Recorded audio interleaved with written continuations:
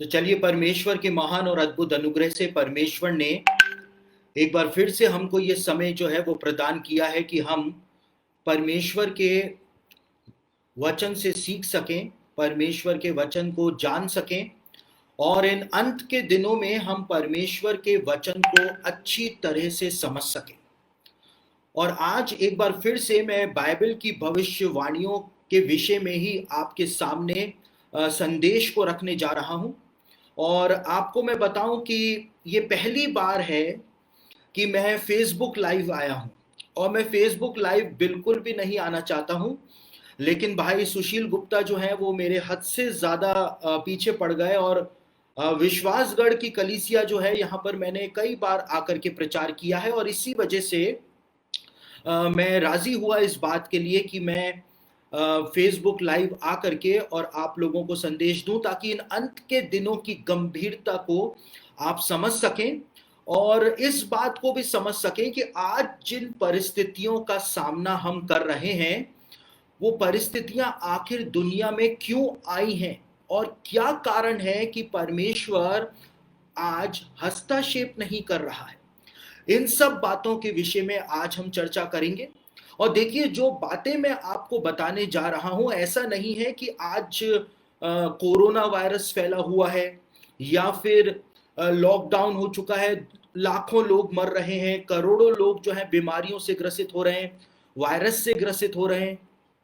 इस वजह से मैं इस संदेश का प्रचार नहीं कर रहा हूं, लेकिन ये संदेश जो है, ये विषय जो है कि हम अंत के दिनों में अपना जीवन व्यतीत कर रहे हैं, इस विषय पर मैं हमेशा प्रचार करता रहा हूं, हमेशा प्रचार करता रहा हूं। और जब भी कोई मुझसे बीते समय ये पूछा करता था कि बाइबल की भविष्यवाणियों के आधार पर इस समय हम कहां पर हैं, तो मैं अक्सर उनको ये बात बोला करता था कि बाइबल की भविष्यवाणियों के आधार पर इस समय हम नूह के दिनों में अपना जीवन व्यतीत कर रहे हैं। और मैं क्यों इस बात को बोला करता था, क्योंकि यीशु ने इस बात को कहा था कि जैसा नूह के दिनों में हुआ था, मेरे वापस आने से पहले भी बिल्कुल वैसा का वैसा तुमको देखने को मिल जाएगा। और बीते समय भी मैंने इसी बात को ऑब्जर्व किया कि जैसा नूह के दिनों में हो रहा था, बिल्कुल वैसा का वैसा आज हमारे समय में हो रहा है। और आज हम उन्हीं सब बातों के ऊपर अपना ध्यान केंद्रित करने जा रहे हैं, और हम इस बात को देखेंगे कि यीशु ने अपने दूसरे आगमन की एक भविष्यवाणी ये भी बताई थी कि जो कुछ नूह के दिनों में हुआ था, बिल्कुल वैसा का वैसा उसके वापस आने से पहले होगा। और बीते समय जब मैं कुछ यहूदी कमेंट्रीज को पढ़ रहा था, रैबिनिकल नोट्स को जब मैं देख रहा था, तो नूह के दिनों के विषय में कुछ और गहरी बातें जो हैं वो रब्बियों की उन कमेंट्रीज के अंदर मुझको पढ़ने को मिली। मूसा के जमाने के जो यहूदियों के लेख हैं, उनमें नूह के दिनों के बारे में कुछ ऐसी बातें बताई हुई हैं, यदि आप उनको समझ जाएंगे तो फिर आपको समझ में आ जाएगा कि आज जिन परिस्थितियों में हम जी रहे हैं वो क्यों जी रहे हैं, आपको सब समझ में आ जाएगा। तो सबसे पहले हम अपने वचन की संदेश की बुनियाद को डालते हैं, और जिन वचनों से हम अपने अध्ययन को प्रारंभ करेंगे उन वचनों को हम पढ़ लेते हैं, जो पाए जाते हैं लूका रचित सुसमाचार और उसका 17 अध्याय 26 और 27 वचन मैं इस समय आपके सामने पढ़ रहा हूं। लूका रचित सुसमाचार उसका 17 अध्याय 26 और 27 वचन, जहां पर यीशु ने इस भविष्यवाणी को अपने शिष्यों को दिया था। यीशु कहता है, जैसा नूह के दिनों में हुआ था वैसा ही मनुष्य के पुत्र के दिनों में भी होगा। जिस दिन तक नूह जहाज पर ना चढ़ा, उस दिन तक लोग खाते पीते थे और उनमें ब्याह शादी होती थी। तब जल प्रलय ने आकर सबको नाश किया। यीशु ने एक भविष्यवाणी अपने शिष्यों को प्रदान करी, और यीशु ने इस बात को कहा कि वो सारी बातें, वो सारी घटनाएं जो नूह के दिनों में घटित हुई थी, बिल्कुल वैसा का वैसा मेरे वापस आने से पहले तुमको संसार के अंदर देखने को मिल जाएगा। और कौन सी बातें नूह के दिनों में घटित हुई थी? ऐसा क्या हुआ था कि परमेश्वर ने जल प्रलय को इस संसार के अंदर भेजा था? वो बातों को तो हम देखेंगे ही देखेंगे, लेकिन यीशु ने कुछ छोटे मोटे उदाहरण अपने शिष्यों के सामने रखे, और यीशु ने एक एग्जाम्पल अपने शिष्यों को दिया इस बात को बताने के लिए कि उसके शिष्य जो हैं, यानी हम लोग जो हैं, वो नूह के दिनों को कैसे समझ सकते हैं। और यीशु ने इस बात को कहा कि नूह के जमाने के लोग जो थे वो खाया पिया करते थे, वो बहुत ज्यादा खाने पीने में अपना जीवन जो है वो बिता रहे थे। यानी यीशु ने एक संकेत दिया कि नूह के दिनों में खाने पीने का एक कल्चर जो था वो आ गया था। लोग खाने पीने को लेकर के दीवाने हो गए थे, एक दीवानगी जो थी वो खाने पीने को लेकर के हो गई थी। खाने पीने का एक नया ट्रेंड या खाने पीने का एक नया कल्चर जो था वो नूह के दिनों में आ गया था। और यीशु ने इसी बात को कहा कि जैसा नूह के दिनों में हुआ था, मेरे वापस आने से पहले तुमको वैसा का वैसा देखने को मिल जाएगा। और आज हमारे समय में वैसा ही हो रहा है। आज खाने पीने को लेकर के इंसान जो है वो बावला होता चला जा रहा है, बावला होता चला जा रहा है। और आज आप देख लीजिए, इतने खाने पीने की वस्तुएं मार्केट के अंदर आ चुकी हैं कि इतना तो इंसान के पेट की क्षमता भी नहीं है जितना खाने पीने की वस्तुएं आज आपको बाजारों के अंदर मिल जाएंगी। साथ ही साथ आप देख लीजिए, आप बड़े बड़े शहरों के अंदर जब जाएंगे तो रेस्टोरेंट्स के बाहर लंबी लंबी कतारें आपको लोगों की खड़ी हुई दिख जाएंगी। आज नहीं, अभी लॉकडाउन में नहीं, कोरोना वायरस में नहीं, लेकिन इससे पहले की मैं बात कर रहा हूं कि जब ये कोरोना वायरस नहीं फैला था तो आपको रेस्टोरेंट्स के बाहर लंबी लंबी कतारें बड़े बड़े शहरों में देखने को मिल जाया करती थी कि कब अंदर वाले खाना खा करके बाहर आए कि बाहर वाले खाना खाने के लिए अंदर जाए। यानी कि लोग इतने ज्यादा भुक्कड़ हो गए हैं कि वो घर में तो डकार ही रहे हैं, लेकिन घर में डकारने के अलावा वो रेस्टोरेंट्स में भी जाकर के खाना खा रहे हैं और जमाने भर की चीजें खा रहे हैं। चर्बियां चढ़ाए चले जा रहे हैं, पिज्जा खा रहे हैं, बर्गर खा रहे हैं, ये खा रहे हैं, वो खा रहे हैं, डकारे चले जा रहे हैं, चर्बियां बढ़ाए चले जा रहे हैं, हार्ट अटैक हो रहा है, किसी को परवाह नहीं है, लेकिन खाए चले जा रहे हैं। और आजकल तो टीवी के ऊपर भी खाना बनाना सिखाया जा रहा है, यूट्यूब के ऊपर भी खाना बनाना सिखाया जा रहा है, अलग अलग माध्यम से खाना बनाना सिखाया जा रहा है।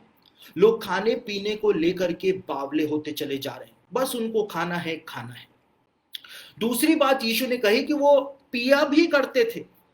और आज आप देख लीजिए, इतनी सारी जो पीने की चीजें हैं वो भी आज बाजारों के अंदर उपलब्ध हैं। इतने सारी पीने की चीजें, लोग जमाने भर की कोल्ड ड्रिंक्स पी रहे हैं, जमाने भर की एनर्जी ड्रिंक्स पी रहे हैं, जमाने भर की शराब पी रहे हैं, लोग पिए चले जा रहे हैं। इतना पीने को लेकर के एक ऐसा कल्चर आज आ गया है जो पहले मानव इतिहास में देखने को नहीं मिला है। लोग पीने को लेकर के पागल हो रहे हैं, और सबसे ज्यादा शराब को पीने को लेकर के लोग पागल होते चले जा रहे हैं।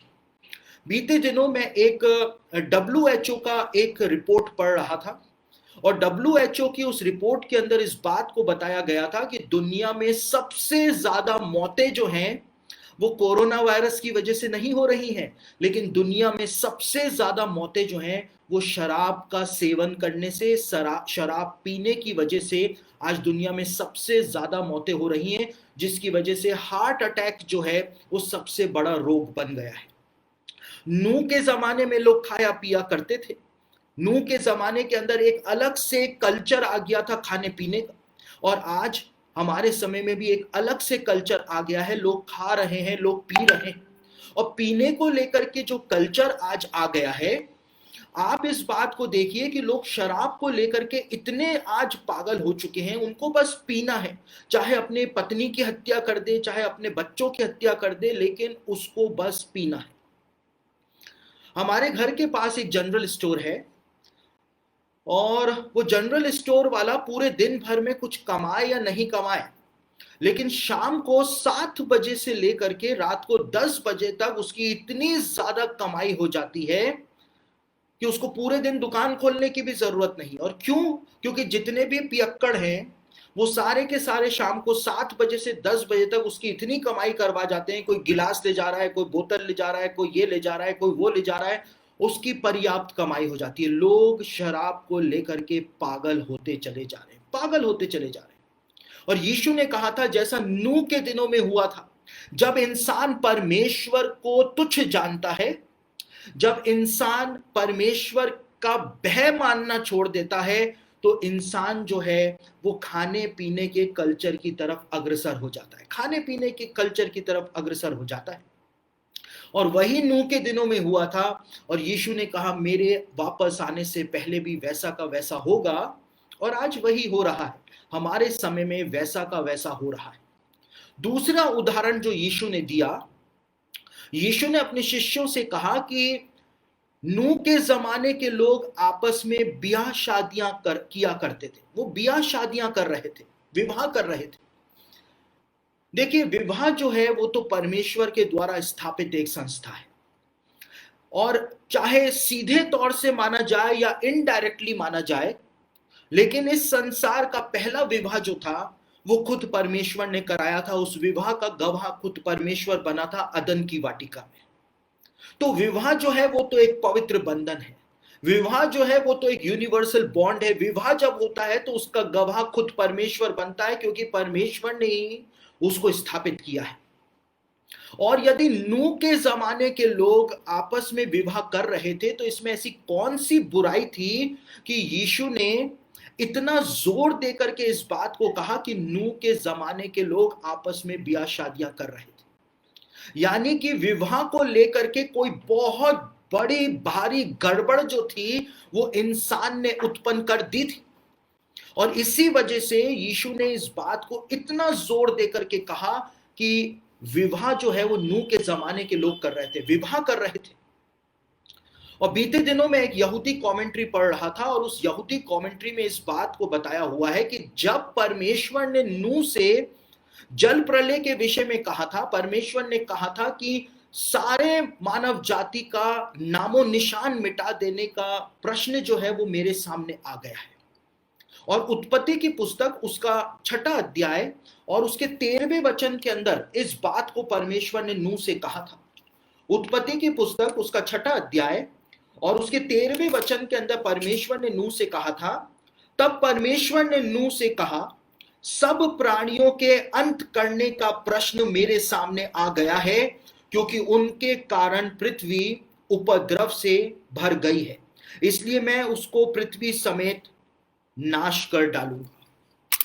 परमेश्वर ने नूह से कहा था कि सब प्राणियों का अंत कर देने का प्रश्न चिन्ह मेरे सामने उत्पन्न हो गया है, क्योंकि इंसान जो है उसने पृथ्वी पर उपद्रव बहुत ही ज्यादा बढ़ा दिया है, उपद्रव बढ़ा दिया है। और जो यहूदी रब्बियों की कमेंट्री में बीते दिनों पढ़ रहा था, उसके अंदर यहूदी रब्बी जो है इस बात को बताते हैं कि जब परमेश्वर ने कहा कि मनुष्य ने उपद्रव पृथ्वी के ऊपर बढ़ा दिया है, तो वो उपद्रव आखिर था क्या।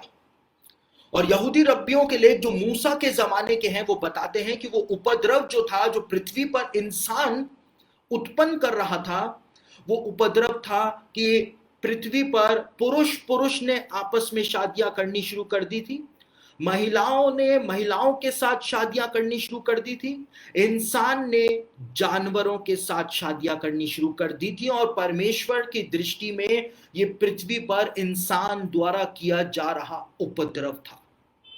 और इसीलिए यीशु ने बहुत जोर देकर के इस बात को कहा था। यीशु ने इस बात को कहा था कि नूह के जमाने के लोग आपस में शादियां कर रहे थे, यानी शादी को लेकर के कोई बहुत बड़ी भारी गड़बड़ जो थी वो नूह के दिनों के लोगों ने कर दी थी। और परमेश्वर जो था वो बौखला गया था, परमेश्वर जो था वो क्रोधित हो गया था, परमेश्वर जो था उसके पास कोई रास्ता ही नहीं बचा था, केवल इसके कि परमेश्वर पृथ्वी पर से इंसान को साफ कर दे। और यीशु ने कहा कि जैसा नूह के दिनों में हुआ था, मेरे वापस आने से पहले भी बिल्कुल वैसा का वैसा तुमको देखने को मिल जाएगा। और आज हमारे समय में वही तो होना शुरू हो चुका है। आज पुरुष शादियां कर रहे हैं, महिलाएं शादियां कर रही हैं, और पुरुष और महिलाएं तो शादियां कर ही रहे हैं। उधर अमेरिका में, यूरोप के अंदर तो गिरजा घरों के अंदर आज ये जो गे मैरिजेस हैं वो कराई जा रही हैं गिरजा घरों के अंदर, और लोग बड़े घमंड के साथ आज वहां पर शादियां कर रहे हैं। और वो दिन दूर नहीं जब भारत के अंदर भी ऐसा होना शुरू हो जाएगा। वो दिन दूर नहीं है, वो दिन दूर नहीं है। लेकिन बात जो है वो यहीं पर ही समाप्त नहीं हुई है। आज पुरुष पुरुष तो शादियां कर रहे हैं, महिलाएं महिलाएं तो शादियां कर रही हैं, लेकिन आज इंसान ने जानवरों के साथ भी विवाह रचाने शुरू कर दिए। उधर अफ्रीका के किसी देश में, शायद सूडान के अंदर, एक पुरुष जो था उसने अपनी पालतू बकरी के साथ विवाह कर लिया और उस पालतू बकरी को दुल्हन की तरह सजा करके वो पंचों के पास लेकर के गया और जा करके कहा कि मेरी मिसेस से तो मिलिए। आज लोग मुर्गियों के साथ शादियां रचा रहे हैं, आज लोग कुत्तों के साथ शादियां रचा रहे हैं, आज लोग घोड़ों के साथ शादियां रचा रहे हैं। और स्विट्जरलैंड देश की सरकार जो है वो तो इस बात को लेकर के परेशान हो चुकी है कि घोड़ों को लड़कियों से कैसे बचाया जाए, क्योंकि स्विट्जरलैंड की लड़कियां जो है वो घोड़ों के साथ विवाह रचा रही और वो घोड़ों को सजा करके क्लब के अंदर लेकर के जाती हैं और अपनी सहेलियों से मिलाती हैं और कहती हैं मेरे मिस्टर से तो मिलिए, जैसा नूह के दिनों में हो रहा था। और कनाडा जो है, कनाडा देश के अंदर ये जानवरों के साथ यौन संबंध बनाने का कानून जो है वो पास किया जा चुका है। यानी कि वहां पर जानवरों के साथ यदि कोई संबंध बनाता है तो उसको अपराध नहीं माना जाता है, सीधा परमेश्वर के जो डिवाइन लॉज हैं उनके खिलाफ इंसान ने काम करना शुरू कर दिया है। और इसीलिए यशाया 24 अध्याय के अंदर परमेश्वर ने इस बात को कहा था कि तुमने जो सनातन वाचा थी और जो सनातन विधि थी उसको तुमने उलट दिया है। पहला नियम था सृष्टि का कि परमेश्वर ने इंसान को नर और नारी करके बनाया। आज वो सनातन विधियां जो हैं, वो सनातन वाचाएं जो हैं, उसको इंसान ने तोड़ दिया है, उसको इंसान ने पलट दिया है। और यीशु ने कहा था जैसा नूह के दिनों में हुआ था, नूह के दिनों में परमेश्वर ने कहा कि मेरे सामने इंसान का नामो निशान मिटा देने का प्रश्न आ गया है। क्यों आ गया है? क्योंकि इंसान ने पृथ्वी पर उपद्रव फैला दिया था, उपद्रव फैला दिया था। यानी कि पुरुष पुरुष ने आपस में शादियां करनी शुरू कर दी थी, महिलाओं ने आपस में शादियां करनी शुरू कर दी थी, जानवरों के साथ कुकर्म करने शुरू कर दिए थे। परमेश्वर ने इंसान को पृथ्वी के ऊपर से मिटा दिया था। और देखिए बाइबल के अंदर इस बात को बताया हुआ है, उत्पत्ति उसके 6 अध्याय के अंदर, कि परमेश्वर ने कहा था कि मैं इंसान का नामो निशान पृथ्वी के ऊपर से मिटा दूंगा। इंग्लिश की बाइबल में पढ़ें तो वहां पे लिखा हुआ है ब्लॉट आउट, और हिब्रू के अंदर भी यही शब्द आया है। परमेश्वर ने कहा था मैं ब्लॉट आउट कर दूंगा, मैं धो करके रख दूंगा। और इसीलिए आज जो साइंटिस्ट हैं वो कभी भी अर्थ की एज जो है, पृथ्वी की आयु जो है, उसका पता कभी भी नहीं लगा सकते हैं। कभी भी उनको पता नहीं चल पाएगा कि पृथ्वी कितने साल पुरानी है। क्यों नहीं पता चल पाएगा? इंसान कितने साल पहले पृथ्वी पर आया था, इस बात का भी वैज्ञानिक कभी पता नहीं लगा सकते हैं। क्यों नहीं लगा सकते हैं? क्योंकि परमेश्वर ने जल प्रलय के द्वारा पृथ्वी को धो दिया था, ब्लॉट आउट, धो दिया था। इसलिए कभी भी वैज्ञानिक जो है इस बात का पता ही नहीं लगा सकते हैं। परमेश्वर जिस प्रकार से कोई गंदी चीज को हम धो देते हैं, उसी प्रकार से परमेश्वर ने पृथ्वी को पूरा धो करके रख दिया था। पूरा पृथ्वी को साफ परमेश्वर ने जल के द्वारा कर दिया था। परमेश्वर की दृष्टि में सबसे बड़ा गुनाह बाइबल के अंदर बताया गया है कि यह ही माना जाता है कि पुरुष पुरुष आपस में कुकर्म करें, महिलाएं महिलाएं आपस में कुकर्म करें, या इंसान जानवरों के साथ कुकर्म करें। परमेश्वर का वचन बताता है इस बात को। बाइबल में परमेश्वर ने मूसा से कहा कि ऐसे लोगों से मैं घृणा करता हूं, ऐसे लोगों से मैं नफरत करता हूं। और यीशु ने सिर्फ ये 2 उदाहरण अपने शिष्यों के सामने रखे थे, एक एग्जाम्पल देने के लिए कि उसके शिष्य जो हैं इस बात को समझ जाएं, इस बात को जान जाएं कि नूह के दिनों को आखिर समझना कैसे है। लेकिन एक और बात नूह के दिनों के विषय में बाइबल में बताई गई है, और बाइबल के अंदर इस बात को बताया हुआ है कि नूह के दिनों में आखिर हो क्या रहा था। उत्पत्ति की पुस्तक उसका 6 अध्याय और उसके पहले वचन को पढ़ें तो वहां पर बताया हुआ है नूह के दिनों में एक और बहुत महत्वपूर्ण काम हुआ था। नूह के दिनों में कौन सा महत्वपूर्ण काम हुआ था? यहां पर लिखा हुआ है उत्पत्ति 6:1 में, फिर जब मनुष्य भूमि के ऊपर बहुत बढ़ने लगे और उनके बेटियां उत्पन्न हुई। मनुष्य जब भूमि के ऊपर बहुत ही ज्यादा बढ़ने शुरू हो गए और उनके बेटियां उत्पन्न हुई, नूह के दिनों में इंसान पृथ्वी पर बहुत ज्यादा संख्या में बढ़ना शुरू हो गया था। और देखिए, आप लोग क्या सोचते हैं? आप लोग क्या सोचते हैं, जिस समय जल प्रलय इस पृथ्वी पर आया उस समय पृथ्वी पर कितने इंसान रहा करते होंगे? कितनी मानव जनसंख्या उस समय क्या हुआ होगी? और हम अक्सर इस बात को सोचते हैं कि शायद उस समय पृथ्वी पर 10,000 लोग रहते होंगे, या 20,000 या 50,000 या 1 लाख लोग रहते होंगे, इससे ज्यादा तो नहीं। ज्यादा से ज्यादा खींच दिया जाए तो 5 लाख, या उससे भी ज्यादा, और भी ज्यादा खींच दिया जाए तो 10 लाख, और इससे ज्यादा हम आगे नहीं बढ़ पाते हैं। और हम इस बात को सोचते हैं कि शायद नूह के दिनों में पृथ्वी की जनसंख्या मैक्स टू मैक्स जो है वो 10 लाख होगी। लेकिन बाइबल के जो स्कॉलर्स हैं वो इस बात को बताते हैं, और जो यहूदी रब्बी हैं वो भी इस बात को बताते हैं, और बाइबल के स्कॉलर्स जो आदम की वंशावली दी गई है उसके द्वारा एक कैलकुलेशन करते हैं, यहूदी रब्बी भी करते हैं। और जो सुमेरियन टैबलेट्स हैं, मेसोपोटामिया के जो लेख हैं, और अलग अलग प्राचीन लेख जो हैं, जो आर्कियोलॉजिकल फाइंड्स के अंदर मिले हैं, उनके द्वारा जब गणना करते हैं तो बाइबल के स्कॉलर्स और यहूदी रब्बी इस बात को बताते हैं कि जिस समय जल प्रलय इस पृथ्वी के ऊपर आया उस समय पृथ्वी की जनसंख्या जो थी वो 7 से 8 अरब लोग पृथ्वी के ऊपर रहा करते थे। 7 से 8 अरब लोग उस समय पृथ्वी के ऊपर थे। 8 अरब तो पृथ्वी की जनसंख्या इस समय भी नहीं है, इस समय भी नहीं है।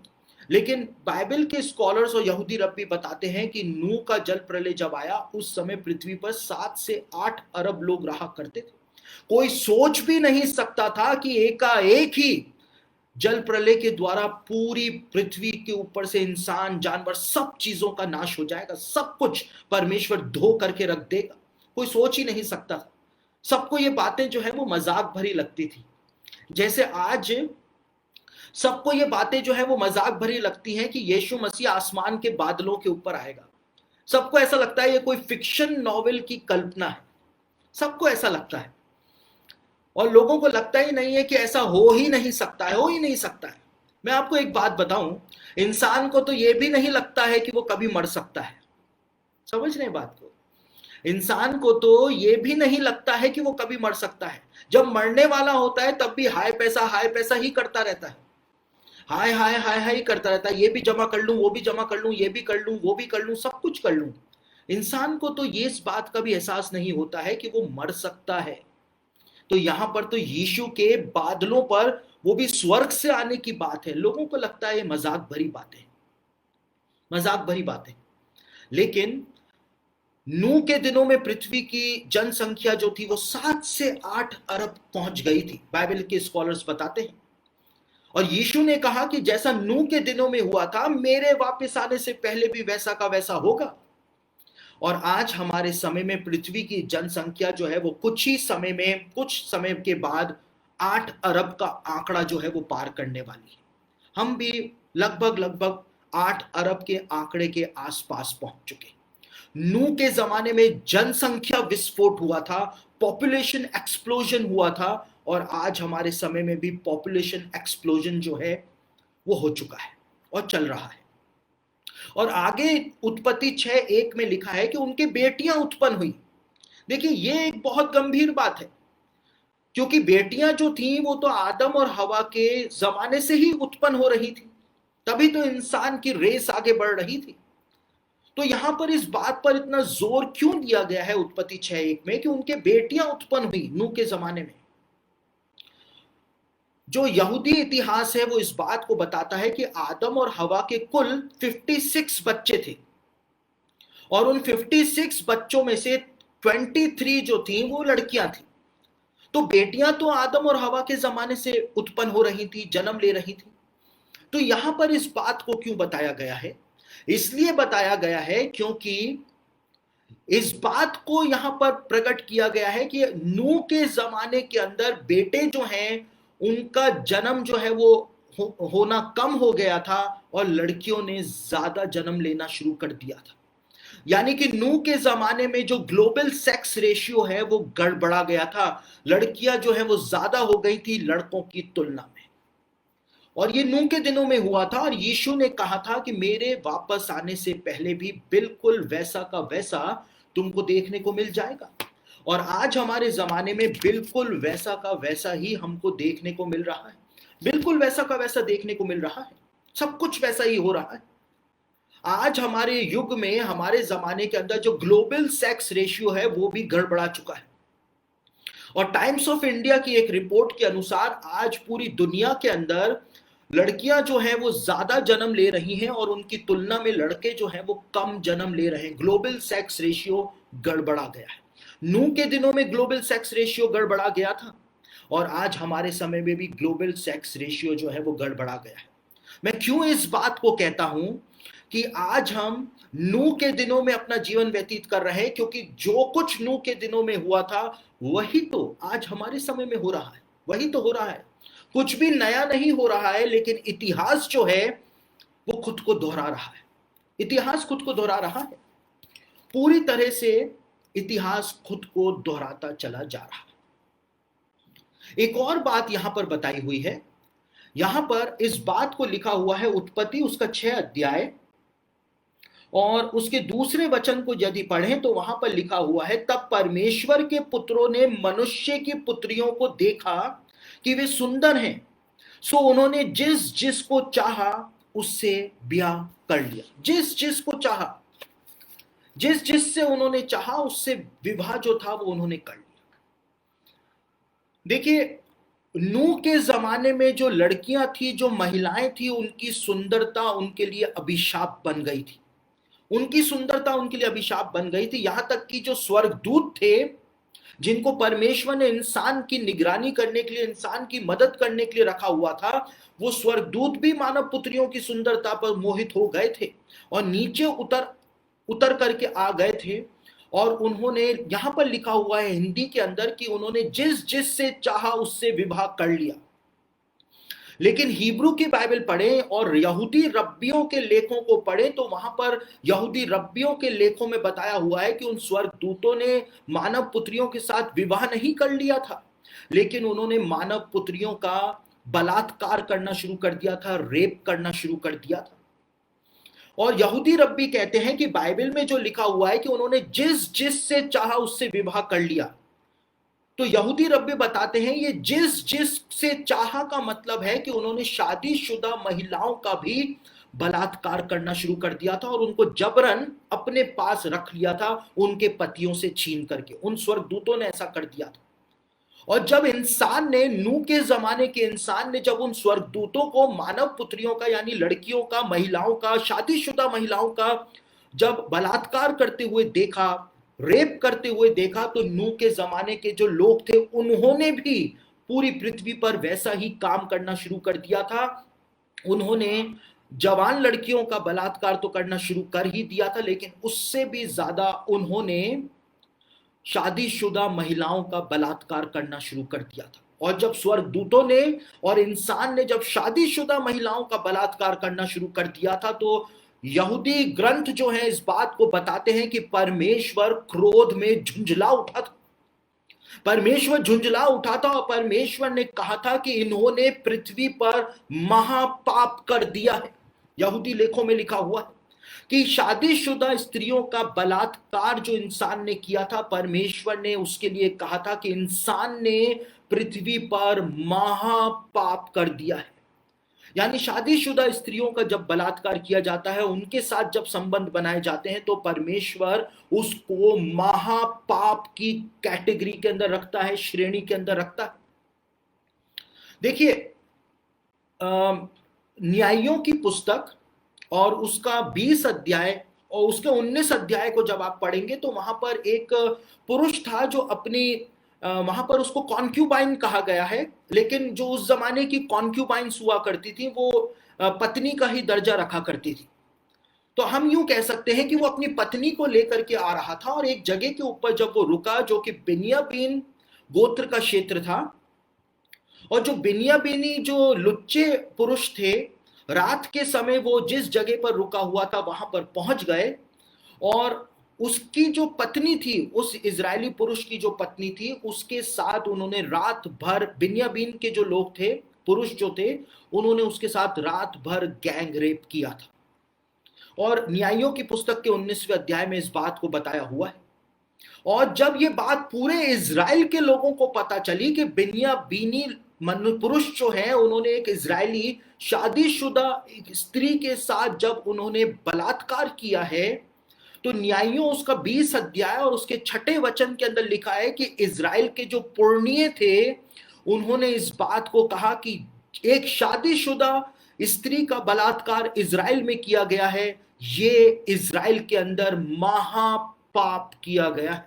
महापाप यानी किसी शादीशुदा स्त्री का यदि बलात्कार किया जाए या उसके साथ यौन संबंध बनाए जाए किसी भी तरह से, एक्स्ट्रा मैरिटल अफेयर्स की वजह से ही, वो परमेश्वर की दृष्टि में महापाप गिना जाता है। महापाप, पापों के ऊपर भी बड़ा पाप, महापाप।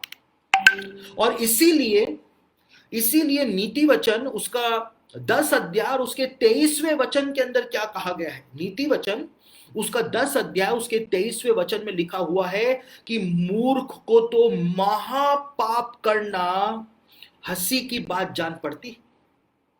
मूर्ख जो है उसको तो महापाप करना हंसी की बात जान पड़ती है, उसको तो हंसी की बात जान पड़ती है महापाप करना।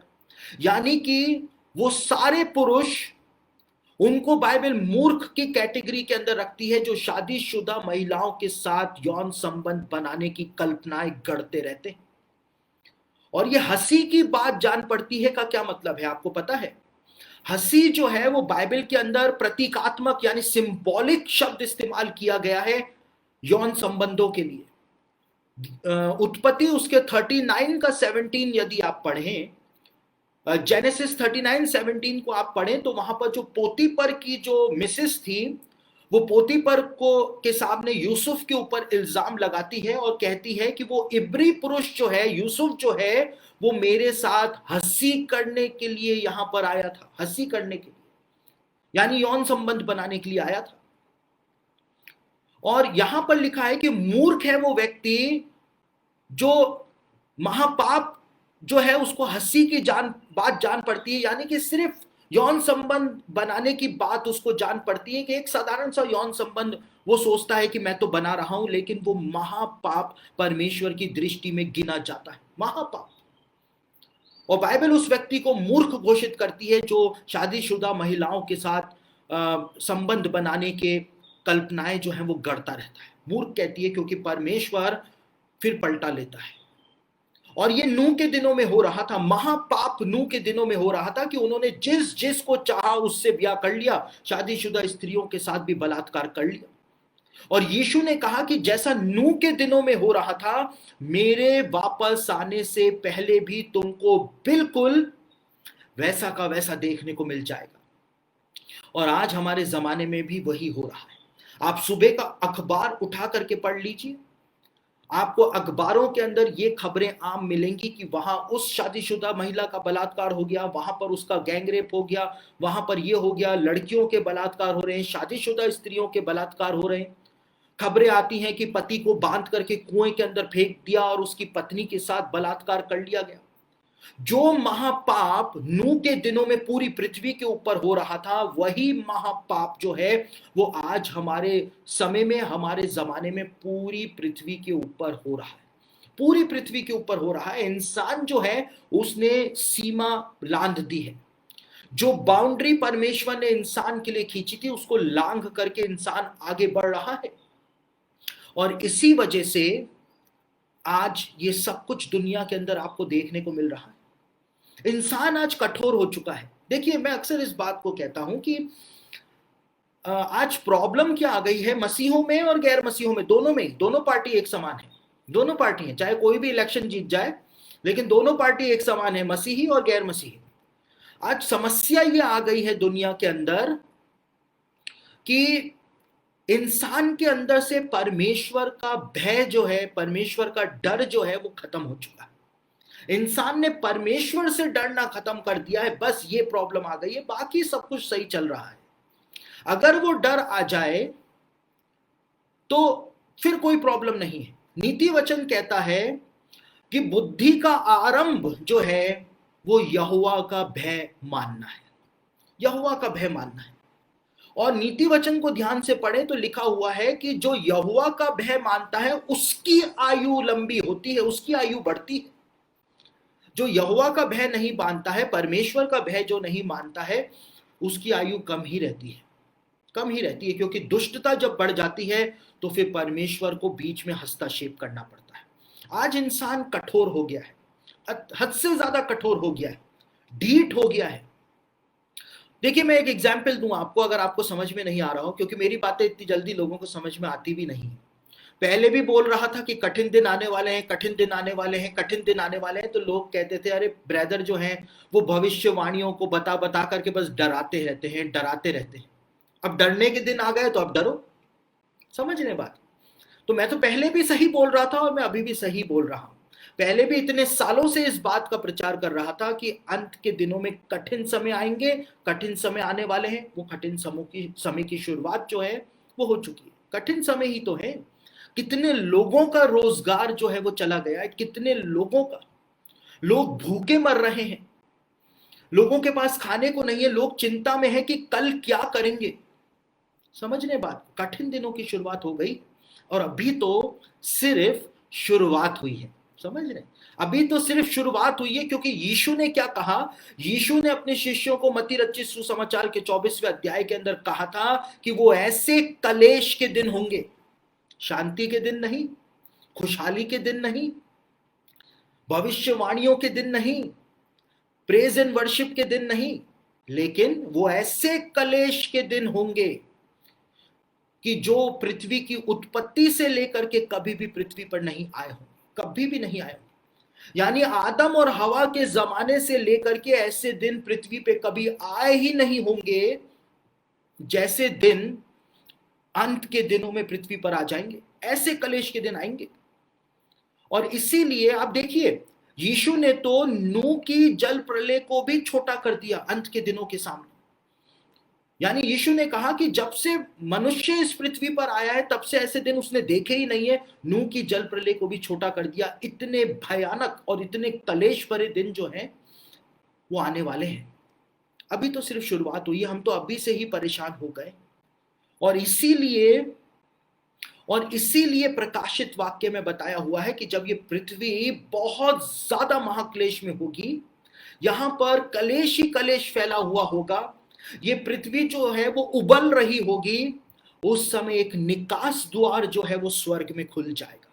एक निकास द्वार खुल जाएगा और तुरही की आवाज जो है, नरसिंगे की आवाज जो है वो सुनाई देगी। और परमेश्वर के लोग जो है वो पलक झपकते के साथ ही यहां से चले जाएंगे, अपने पिता के घर चले जाएंगे, स्वर्ग के अंदर चले जाएंगे। और वहां पर श्वेत वस्त्र पहन करके, हाथों में खजूर की डालियां लेकर के परमेश्वर के नाम के नारे वहां पर लगाएंगे। और इसीलिए परमेश्वर वो एग्जिट साइन जो है वो खोल देगा, स्वर्ग का द्वार जो है वो परमेश्वर खोल देगा। क्योंकि जब यहां पर कलेश बहुत ज्यादा बढ़ जाएगा तो कलीसिया जो है, यीशु की दुल्हन जो है वो यहां से चली जाएगी।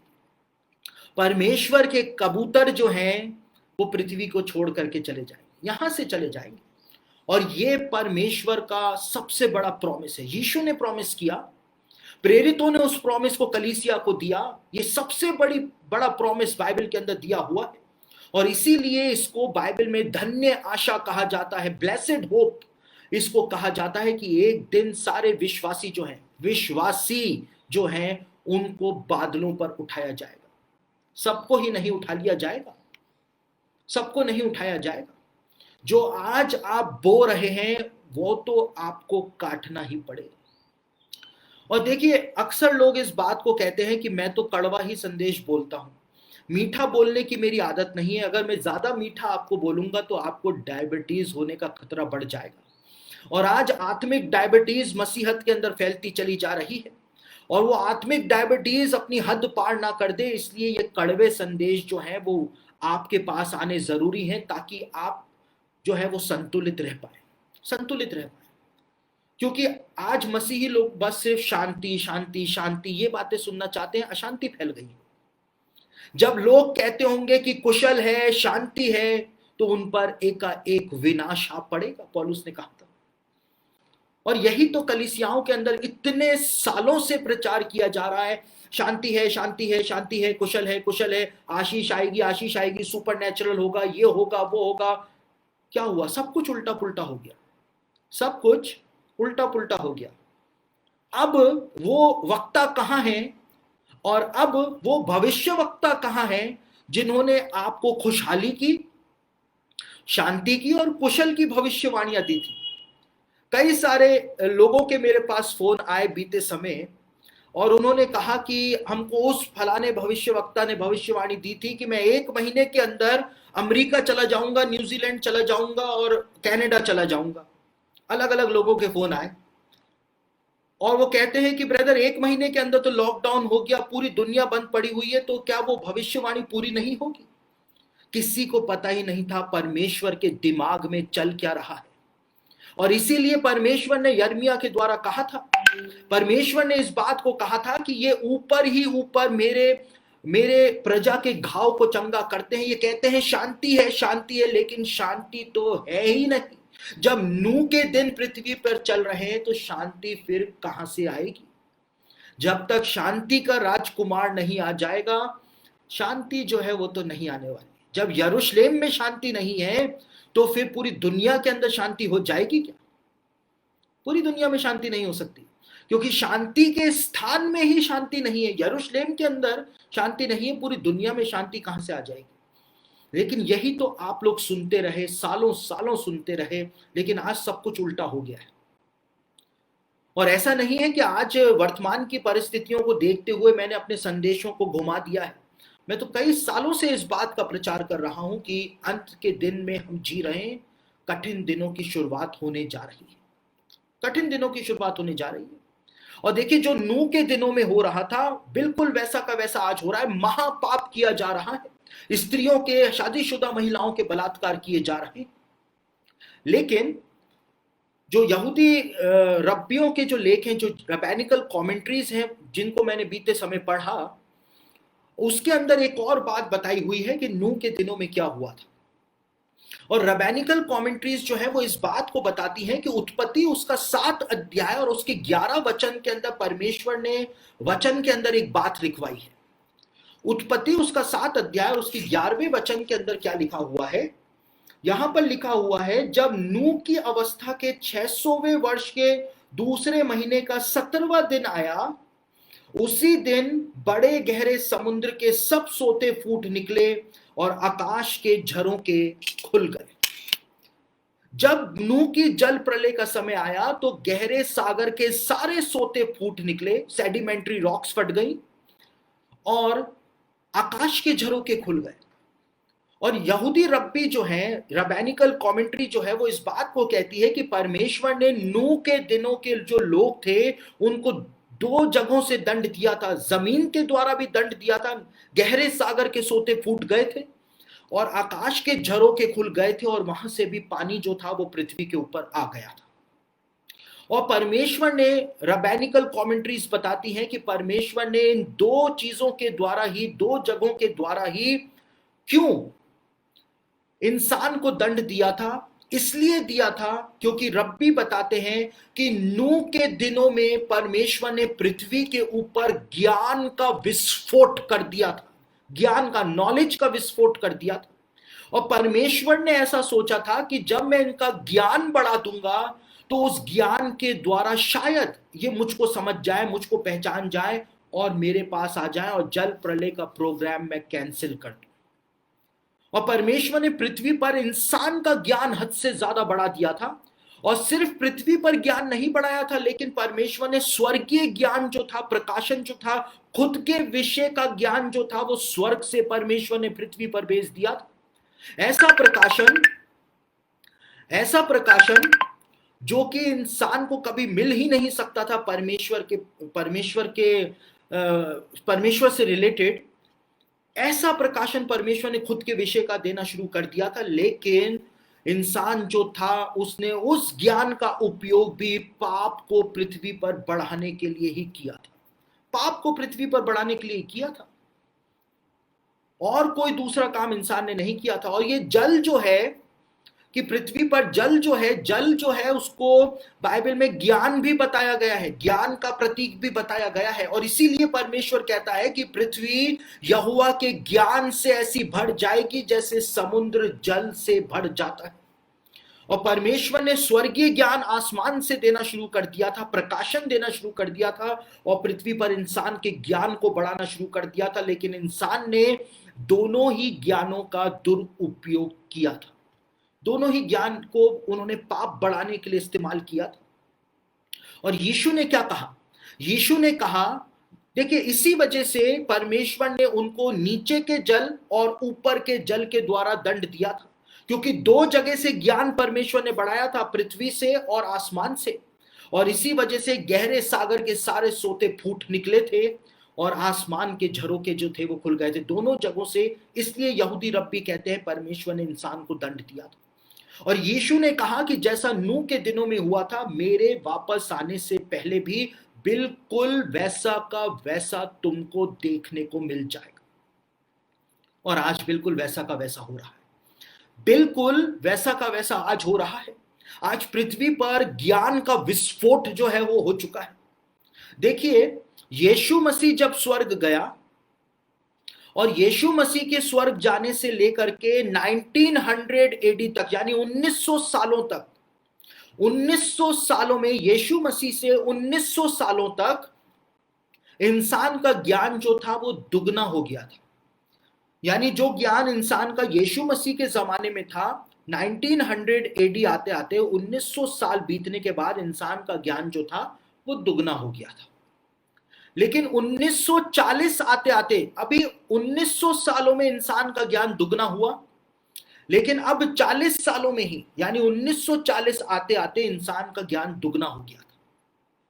1980 आते आते इंसान का ज्ञान दुगना हो गया था। उसके बाद 2000, सन 2000 जब आया तो इंसान का ज्ञान 20 सालों के अंदर दुगना हो गया था। और सन 2012 में, यानी 12 सालों में ही इंसान का ज्ञान जो था वो दुगना हो गया था। लेकिन आपको ये बात जान करके हैरानी होगी कि 2020 में हर 12 घंटे में, दिनों में नहीं, महीनों में नहीं, सालों में नहीं, लेकिन हर 12 घंटे में इंसान का ज्ञान जो है वो दुगना हो रहा है, डबल हो रहा है, नॉलेज बढ़ रही। जहां नॉलेज डबल होने में 1900 सालों का समय लगा था, आज हमारे समय में 2020 में 12 घंटे के अंदर इंसान का ज्ञान जो है वो दुगना होता चला जा रहा है। आप एक मोबाइल खरीदिए, अगले दिन उसी मोबाइल की एक लेटेस्ट टेक्नोलॉजी जो है वो आ जाएगी। इंसान का ज्ञान दुगना हो रहा है। क्या आज से 100 साल पहले कि कभी लोगों ने सोचा था कि ऐसे ऑनलाइन बैठ करके हम आराधना कर सकेंगे, परमेश्वर का वचन सुन सकेंगे? नहीं सोचा था, नहीं सोचा था। और आज देखिए, पृथ्वी के ऊपर तो ज्ञान का विस्फोट हो ही रखा है, हो ही रखा है, बहुत भयानक ज्ञान का विस्फोट हो रखा है। लेकिन स्वर्गीय प्रकाशन जो है वो भी परमेश्वर स्वर्ग से भेज रहा है। इतना प्रकाशन परमेश्वर दे रहा है। आप फेसबुक के ऊपर सुन रहे हैं, यूट्यूब के ऊपर सुन रहे हैं, व्हाट्सएप के ऊपर देख रहे हैं, सुन रहे हैं, हर माध्यम से आप परमेश्वर का वचन सुन रहे हैं। और अलग अलग लोगों को परमेश्वर भरपूरी के साथ प्रकाशन दे रहा है, भरपूरी के साथ प्रकाशन दे रहा है। लेकिन क्या उस प्रकाशन का हम सदुपयोग कर पा रहे हैं? हम क्या कर रहे हैं? ये प्रचारक तो अच्छा नहीं बोलता है, वो प्रचारक अच्छा है, अरे इसको कुछ नहीं आता है, उसको आता है, या मेरे को ज्यादा आता है, तुमको नहीं आता है। बस यही तो चल रहा है, यही चल रहा है। आज इंसान जो है वो प्रकाशनों के महत्व को नहीं समझ पा रहा है जो परमेश्वर दे रहा है। और दानियेल उसका 12 अध्याय और उसके 4 वचन के अंदर एक बात लिखी हुई है भविष्यवाणी के तौर पर। दानियेल उसका 12 अध्याय और उसके 4 वचन में दानियेल को ये बात बोली गई थी कि अंत के दिनों के अंदर बहुत लोग पूछ पाछ और ढूंढ ढांड करेंगे, और इसके द्वारा सांसारिक ज्ञान तो बढ़ेगा ही, लेकिन परमेश्वर के विषय का ज्ञान भी बहुत ज्यादा बढ़ जाएगा। परमेश्वर के विषय का ज्ञान भी बहुत ज्यादा बढ़ जाएगा। आज लोग पता नहीं क्या क्या थ्योरी बना रहे हैं, क्या क्या चीजें ढूंढ करके बाइबल में से ला रहे हैं कि ये ऐसा है, वो वैसा है। परमेश्वर के विषय का ज्ञान तो बढ़ गया है, लेकिन क्या वो ज्ञान इंसान उसका सदुपयोग कर रहा है? और दूसरों की तो छोड़िए, क्या हम मसीही लोग जो इतना वचन को डकारे चले जा रहे हैं, डकारे चले जा रहे हैं, चर्च में भी डकार रहे हैं, आत्मिक सभाओं में भी डकार रहे हैं, फेसबुक पे भी डकार रहे हैं, यूट्यूब पे भी डकार रहे हैं, व्हाट्सएप पे भी डकार रहे हैं, डकार डकार करके क्या हमको बदहजमी तो नहीं हो गई है? हम उस वचन का कर क्या रहे? अब और कितना सुनना है, और कितना सुनना है? वचन तो ऐसा है कि एक वचन सुनते के साथ ही आपका जीवन जो है वो उद्धार के रास्ते के ऊपर आ जाएगा। लेकिन आज वचन तो प्रचार किया जा रहा है, वचन को सुना भी जा रहा है, लेकिन ग्रहण नहीं किया जा रहा है। दिल कठोर हो रखे, दिल कठोर हो रखे। या तो सुनाने वाले को पसंद नहीं करते, अपने पास्टर साहब को पसंद नहीं करते। देखिए, मैं एक जगह के ऊपर प्रचार करने गया हुआ था, एक आत्मिक जागृति सभा में, और वहां पर जब मैंने प्रचार किया तो कुछ लोग जो थे कलीसिया के मेरे पास आए और उन्होंने आकर के कहा कि पास्टर साहब, हम अपना जीवन तो प्रभु को समर्पित करना चाहते हैं, प्रभु के साथ जीना भी चाहते हैं, लेकिन हमारा पास्टर जो है वो हमारे आत्मिक जीवन में सबसे बड़ी बाधा बना हुआ है। और मैंने उनको एक बात बोली कि आप अपने पास्टर को मत देखिए, आप अपने पास्टर को मत देखिए। आपके पास्टर ने आपको उद्धार थोड़ी ना दिया है, आपका पास्टर आपके लिए क्रूस के ऊपर थोड़ी ना चढ़ा था, आपके पास्टर ने आपके लिए लहू थोड़ी ना बहाया था। तो आप अपने पास्टर को मत देखिए, आप यीशु मसीह को देखिए। हर इंसान के अंदर कमियां होती हैं, मेरे अंदर कमियां हैं, आपके अंदर कमियां हैं।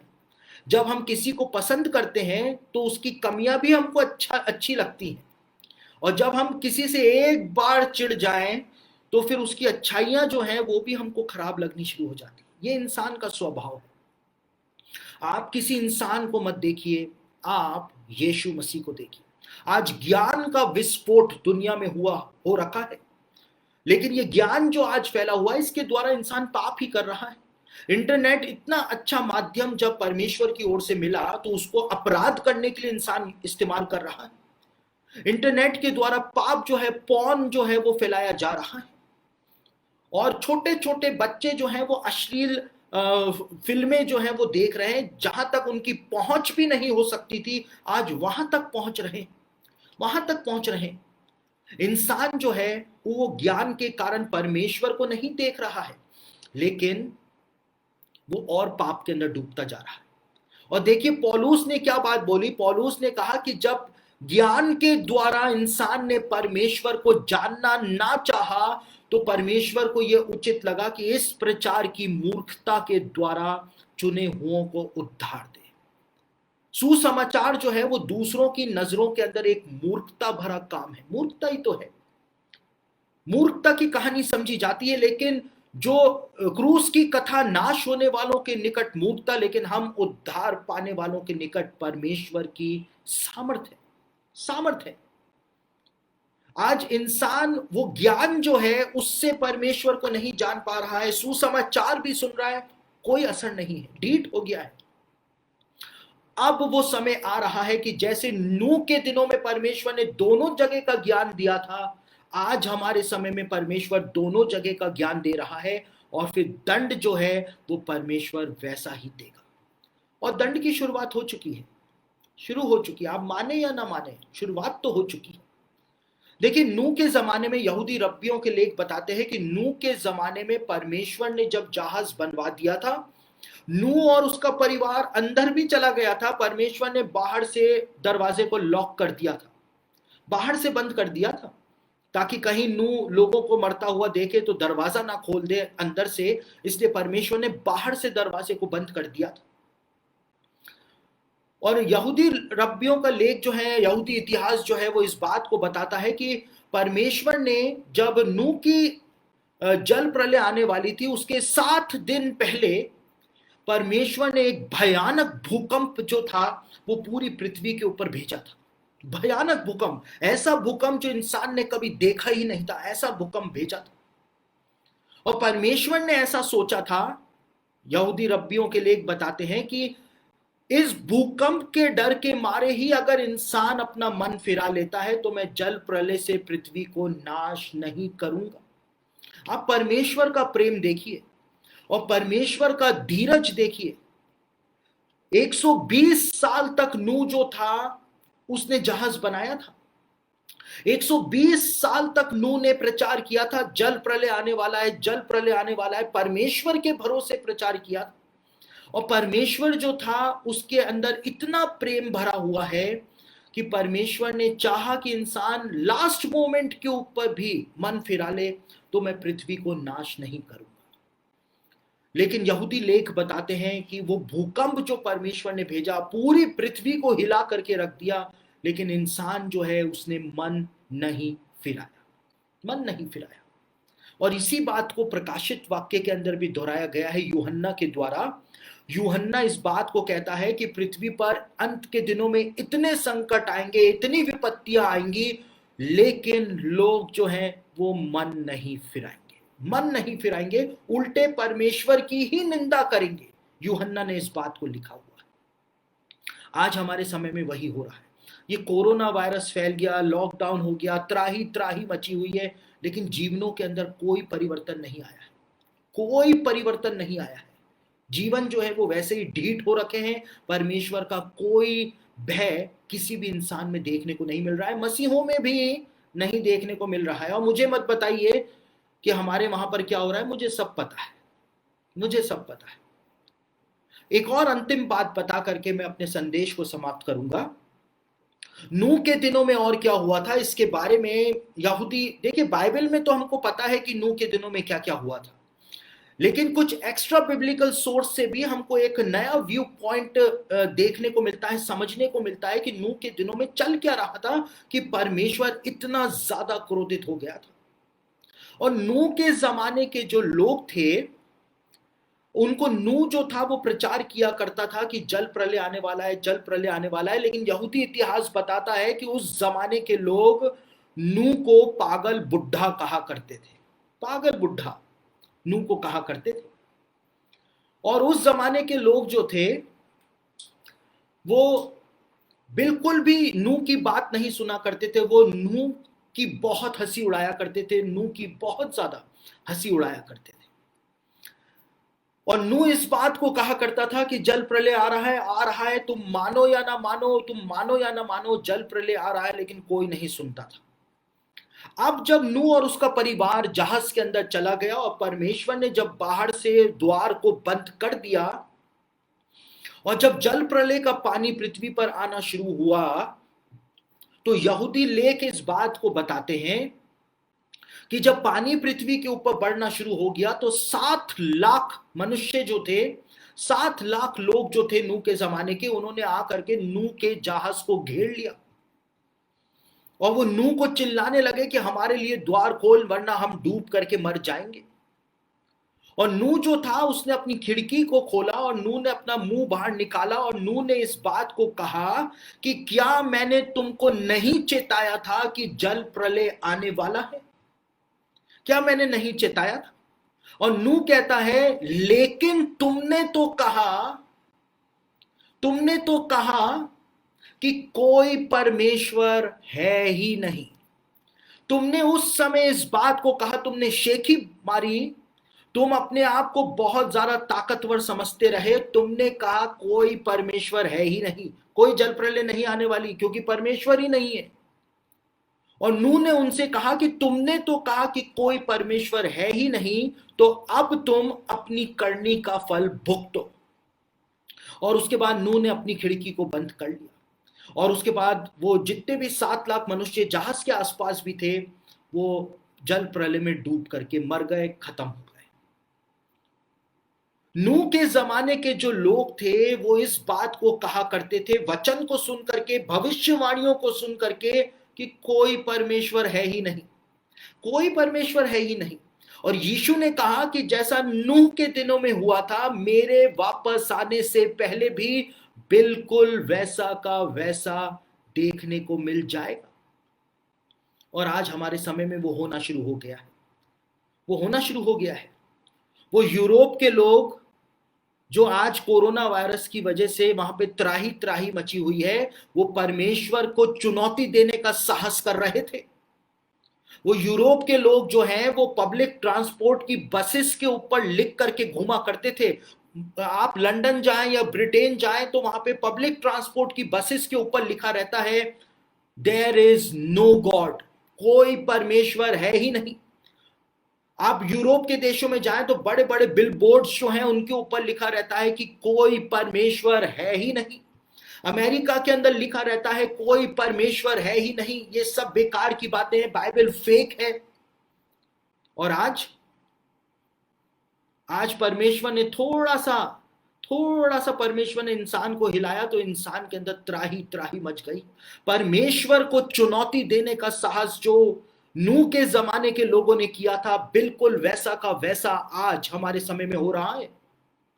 और अभी बीते दिनों जब ये कोरोना वायरस जो है वो बहुत भयानक रूप से न्यूयॉर्क के अंदर फैला हुआ था, न्यूयॉर्क स्टेट में, और न्यूयॉर्क बंद पड़ा हुआ था। न्यूयॉर्क जो था उसमें त्राही त्राही मची हुई थी, लाशें जो हैं वो सड़कों के ऊपर बिछी हुई थी। और जब न्यूयॉर्क के अंदर जब कोरोना वायरस थोड़ा सा थमा, थोड़ा सा रुका, तो न्यूयॉर्क का जो गवर्नर है उसने CNN न्यूज जो है उसके ऊपर आकर के क्या स्टेटमेंट दिया। देखिए, CNN का रिपोर्टर जो था वो भी मुंह देखने लग गया कि ये आदमी पागल हो गया है क्या। CNN का रिपोर्टर जो था वो भी एकदम से सकपका गया कि इसको हो क्या गया गवर्नर साहब को। और CNN का रिपोर्टर कोई दूसरा क्वेश्चन पूछ रहा था और न्यूयॉर्क स्टेट का जो गवर्नर है वो दूसरा जवाब दे रहा था। तो वो रिपोर्टर जो था वो भी शक्ल देखने लग गया कि भाई बात क्या हो गई। और CNN के रिपोर्टर ने कोई और क्वेश्चन पूछा कोरोना वायरस से रिलेटेड, और न्यूयॉर्क का जो गवर्नर था उसने जवाब दिया कि कोरोना वायरस को हमने रोका है, किसी परमेश्वर ने नहीं। समझ रहे हैं? इंसान परमेश्वर को चुनौती दे रहा है, परमेश्वर को उंगली दिखाने की कोशिश कर रहा है। ढीठ इंसान हो गया है, परमेश्वर का भय खत्म हो गया है। इतना सब कुछ देखने के बावजूद मन नहीं फिराना चाहता है, कह रहा है कि हमने कोरोना वायरस खत्म किया है, किसी परमेश्वर का ये काम नहीं। और वापस फैल गया न्यूयॉर्क के अंदर, वापस फैल गया। क्योंकि परमेश्वर इंसान को उसके घुटनों पर लाना जानता है। वो परमेश्वर है, वो परमेश्वर है। परमेश्वर कानों में ईयरफोन लगा करके और गॉगल्स लगा करके आंखों पर स्वर्ग के सिंहासन पर नहीं बैठा हुआ है कि स्वर्ग दूतों की स्तुति के अंदर मस्त हो रखा है। स्वर्ग में कोई डीजे नहीं चल रहा है, पूरी सृष्टि को परमेश्वर चलाता है। अय्यूब की पुस्तक पढ़ें तो वहां पर लिखा हुआ है कि जब कोई हिरनी बच्चे देती है तो परमेश्वर की नजरें तो उस हिरनी के ऊपर भी होती हैं। गर्भवती हिरनी को भी परमेश्वर देखता है, उसको संभालता है। परमेश्वर के पास बहुत काम है और परमेश्वर जो है वो पूरे यूनिवर्स को चलाता है। परमेश्वर कोई छोटा परमेश्वर नहीं। और वही परमेश्वर जो है वो बार बार बार बार इस बात को बोल रहा है कि मन फिरा लो, मन फिरा लो, मन फिरा लो। लेकिन आज दुनिया की तो छोड़िए, मसीही लोग भी मन नहीं फिराना चाह रहे, अपने गलत कामों से पश्चाताप नहीं करना चाह रहे। पता है उनको कि ऐसे पाप करने वाले जो हैं वो नरक में जाएंगे, लेकिन कहते हैं कि नहीं, यीशु डैडी जो हैं वो तो बहुत प्रेमी है, अनुग्रहकारी हैं, वो हमको माफ कर देंगे। देखिए, जानबूझ करके किए गए पापों की माफी शायद ही आपको ना मिल पाए, शायद ना मिल पाए। और यीशु मसीह जो है, जो फिर से आने वाला यीशु मसीह है, दूसरे आगमन पर आने वाला यीशु मसीह जो है, जब उसके चेहरे को मसीही लोग देखेंगे तो बहुत सारे मसीही लोगों का हाल बुरा हो जाएगा। यीशु मसीह का सबसे प्रिय चेला जो था वो यूहन्ना था। और यूहन्ना ने प्रकाशित वाक्य के पहले अध्याय में जब स्वर्ग से आए हुए यीशु मसीह को देखा, दूसरे आगमन में आने वाले यीशु मसीह को जब उसने देखा, तो यूहन्ना जो यीशु के सीने के ऊपर सर रख करके लेटा करता था, बैठा करता था, जैसे ही उस प्रिय चेले ने यीशु को देखा तो वहां पे लिखा है कि उसको देखते के साथ ही वो बेहोश होकर के मुंह के बल गिर पड़ा। यानी यीशु के चेहरे को जैसे ही यूहन्ना ने देखा वो मुंह के बल गिर पड़ा, मुंह के बल। आप सोचिए यानी इतनी महिमा के साथ यीशु मसीह आ रहा है, न्याय करने आ रहा है, क्रूस पर चढ़ने नहीं आ रहा है। क्रूस पे चढ़ने नहीं, अब वो न्यायी का काम करने आ रहा है। जो पापी हैं उनको दंड देगा और अपने चुने हुओं को वो अनंत जीवन का उपहार प्रदान कर देगा। ये कठिन दिन जो आज चल रहे हैं, ये कठिन दिन भी हमको एक भविष्यवाणी सुना रहे हैं कि परमेश्वर के पुत्र के आने का समय जो है वो हो गया है, उसके आने का समय हो गया है और वो किसी भी समय इस संसार के अंदर आ जाएगा। अब समय आ गया है कि यदि हम किसी पाप के अंदर फंसे हुए हैं, यदि हम किसी पाप की गुलामी में, किसी लत में फंसे हुए हैं, तो आज समय है कि हम उसको छोड़ें और एक सच्चा पश्चाताप करें, क्योंकि बिना पश्चाताप करे तो आपको कुछ भी नहीं मिल पाएगा। और बाइबल में लिखा हुआ है कि जो सच्चे दिल से यीशु मसीह के पास आता है, यीशु उसको पूरा छुटकारा देने की सामर्थ रखता है। पूरा छुटकारा, आधा अधूरा नहीं, पूरा छुटकारा देने की सामर्थ रखता है। यदि आप कोई पाप कर रहे हैं तो आज समय आ गया है कि आप उसको परमेश्वर के सामने मान लें और मानने के बाद उसको छोड़ दें। पवित्र आत्मा आपको संभाल लेगा। आज आपके पास समय है कि आप पश्चाताप कर सकते हैं, कल आपको समय नहीं मिल पाएगा। ये कोरोना वायरस जिस तरह से फैल रहा है, कोई भी गारंटी के साथ इस बात को नहीं कह सकता है कि हम कल सुबह का सूरज देखेंगे। परमेश्वर का अनुग्रह हम पर है, वो एक अलग बात है, लेकिन कोई भी इंसान दावा नहीं कर सकता है। जिस प्रकार से इंसान की मृत्यु आ जाती है, इंसान सोचता है कभी नहीं मरेगा, लेकिन चला जाता है, यहां से चला जाता है, नामो निशान मिट जाता है। इंसान का नामो निशान मिट जाता है। कभी ऐसा व्यक्ति इस दुनिया में रहता भी था, ये बात तक लोग भूल जाते हैं। इंसान तो सोचता है वो कभी मरेगा ही नहीं, लेकिन साफ, उसका सुपड़ा साफ हो जाता है। उसी प्रकार से इंसान सोचता है कि यीशु मसीह वापस नहीं आ सकता है। यीशु मसीह भी वापस इस संसार में आ जाएगा। तो मैं अपने संदेश को यहीं पर ही समाप्त कर रहा हूं। हम नूह के दिनों में आज अपना जीवन व्यतीत कर रहे हैं। जो गलती नूह के जमाने के लोगों ने की, यदि वही गलती हम भी दोहराएंगे तो इस वचन को सुनने का हमको कोई भी लाभ नहीं मिल पाएगा, कोई भी लाभ नहीं मिल पाएगा। तो परमेश्वर करे कि पवित्र आत्मा के द्वारा आपके मन की आंखें जो हैं वो ज्योति में होने पाए, ताकि आप इस वचन को समझ सकें, परमेश्वर के संदेश को समझ सकें। परमेश्वर आपके कानों को खोले ताकि पवित्र आत्मा की आवाज आपके दिलों तक पहुंचने पाए। तो मैं अपने संदेश को यहीं पर ही समाप्त करता हूं। हम एक प्रार्थना करेंगे, उसके बाद मैं इस संदेश को खत्म करूंगा। आइए हम लोग प्रार्थना करें। सर्वशक्तिमान पिता परमेश्वर प्रभु, आपसे प्रार्थना करता हूं कि जितने भी लोगों ने आपके इस वचन को सुना है और इस लाइव सेशन को खत्म होने के बाद भी जितने भी लोग प्रभु जी इस संदेश की रिकॉर्डिंग को सुनेंगे, आप अपने पवित्र आत्मा के सामर्थ्य के द्वारा उनके जीवनों के अंदर अद्भुत रूप से काम करना, ताकि प्रभु जी इन कठिन दिनों के अंदर लोगों के जीवन बदलने पाए, एक बड़ा परिवर्तन आने पाए और प्रभु जी इन कठिन दिनों के अंदर ही एक बाहरी जागृति जो है वो आपकी देह के अंदर फूट जाने पाए। आप इन लोगों को ब्लेस करें जिन्होंने अपना समय निकाला आपके वचन को सुनने के लिए। इनके परिवारों को ब्लेस करें, इनको प्रभु जी इस कोरोना वायरस नाम के खतरे से बचा करके रखें और आपकी प्रतिज्ञा को, आपकी विश्वास योग्यता को आप इनके जीवनों के अंदर प्रकट करें। मैं आपके इन प्रिय लोगों को, इस प्रिय कलीसिया को जो विश्वासगढ़ की कलीसिया है, इसको भी यीशु के लहू में ढकता हूं। आपसे प्रार्थना करता हूं कि आप इस कलीसिया के रखवाले हैं प्रभु, आप ही इस कलीसिया को संभालें और अपनी महिमा को प्रकट करें, यीशु मसीह के सामर्थ्य नाम से, आमीन। तो आप लोगों का बहुत बहुत धन्यवाद कि आप लोगों ने इस संदेश को सुना, इतनी देर यहाँ पर आकर के लाइव सेशन में इस संदेश को सुना। और विश्वासगढ़ की कलीसिया की जो कमेटी है उसका भी मैं धन्यवाद करता हूं कि उन्होंने ऐसा उचित समझा कि मैं आकर के कलीसिया को एक संदेश दूं, एक आशा का संदेश दूं कि इस कठिन समय में घबराने की जरूरत नहीं है, क्योंकि यीशु मसीह आने वाला है। जब कठिन दिन आ जाएंगे उस समय एक निकास द्वार जो है वो स्वर्ग में खुल जाएगा और हम लोग यहां से ऊपर पिता के पास चले जाएंगे। तो मैं अपने संदेश को यहीं पर ही समाप्त करता हूं। आप लोगों का बहुत बहुत धन्यवाद।